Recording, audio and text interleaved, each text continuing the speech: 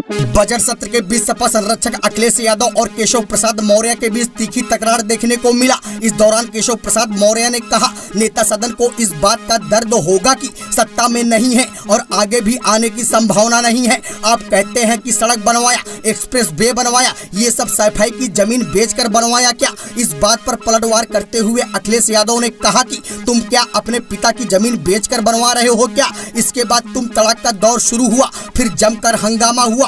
इस तकरार के बाद सीएम योगी ने कहा कि सदन में तू मैं नहीं होना चाहिए। सदन में कोई भी बात रखने से पहले सदन की गरिमा का भी ध्यान रखना चाहिए।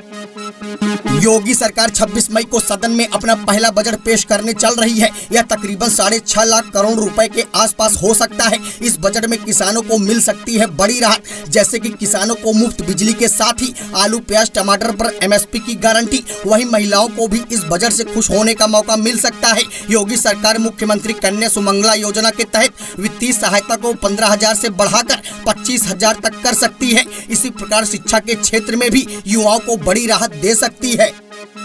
प्रेमिका से मिलने गए प्रेमी की गोली मारकर हत्या। मामला प्रयागराज का है, जहां बताया जा रहा है कि प्रेमिका ने अपने घर पर मिलने आए प्रेमी की ही गोली मारकर हत्या कर दी है। प्रयागराज के चक हीरानंद इलाके में अरुणो सिंह घर से 2.5 किलोमीटर दूर रहने वाली लड़की से प्यार करता था। बुधवार की सुबह लगभग 4 बजे वह मॉर्निंग वॉक के लिए घर से निकला था। उसकी प्रेमिका अपने घर के छत पर उसका इंतजार कर रही थी। बताया जा रहा है कि जैसे ही प्रेमी उसके छत पर गया, वहां पर मौजूद प्रेमिका ने अपने पिता की लाइसेंसी रिवॉल्वर से गोली मार दी। गोली चलने की आवाज सुनकर लड़की के घर वाले जब छत पर पहुंचे तो देखा कि अर्णव वहीं गिरा पड़ा था। वहीं आरोपी लड़की को भी गोली लगी है। फिलहाल पुलिस ने शव को कब्जे में लेने के साथ ही आरोपी लड़की के पिता को भी हिरासत में ले लिया है।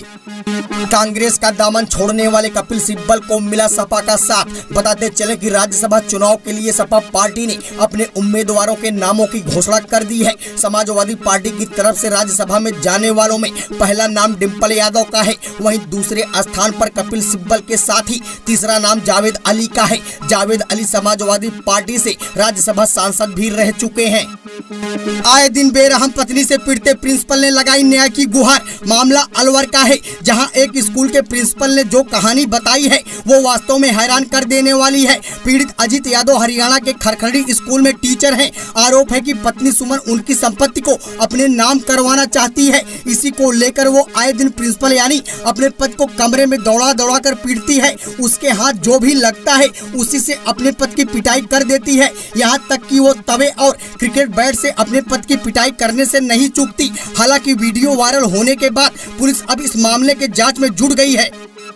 ज्ञानवापी मस्जिद विवाद केस अब फास्ट ट्रैक कोर्ट को ट्रांसफर हो चुका है। वाराणसी के मां श्रृंगार गौरी प्रकरण के बीच बुधवार को ज्ञानवापी से संबंधित एक नए मुकदमे पर सिविल जज सीनियर डिवीजन रवि कुमार दिवाकर की अदालत में सुनवाई हुई, जहां सिविल जज सीनियर डिवीजन की अदालत ने किरण सिंह का मुकदमा फास्ट ट्रैक कोर्ट को ट्रांसफर कर दिया है। इस मुकदमे में हिंदू पक्ष की 3 प्रमुख मांगे हैं। पहला, ज्ञानवापी परिसर में तत्काल प्रभाव से मुस्लिम पक्ष का प्रवेश प्रतिबंधित हो। दूसरा, ज्ञानवापी का पूरा परिसर हिंदुओं को सौंपा जाए। तीसरा, ज्ञानवापी परिसर में मिले शिवलिंग की नियमित पूजा पाठ की अनुमति दी जाए। अब 30 मई को सिविल जज महेंद्र कुमार पांडे इस याचिका को सुनेंगे। उत्तर प्रदेश के प्रयागराज से आ रही बड़ी खबर। विधायक हर्षवर्धन वाजपेयी के निर्वाचन को चुनौती। शहर उत्तरी से बीजेपी विधायक हैं हर्षवर्धन वाजपेयी। अब इस मामले में हाई कोर्ट ने विधायक को नोटिस जारी कर मांगा जवाब। वहीं कांग्रेस प्रत्याशी अनुग्रह नारायण सिंह ने दाखिल की थी याचिका। अब इस बाबत अगली सुनवाई 18 जुलाई को होगी। प्रतापगढ़ से नई चेतना के लिए संवाददाता संदीप तिवारी के साथ वैभव उपाध्याय की ये रिपोर्ट।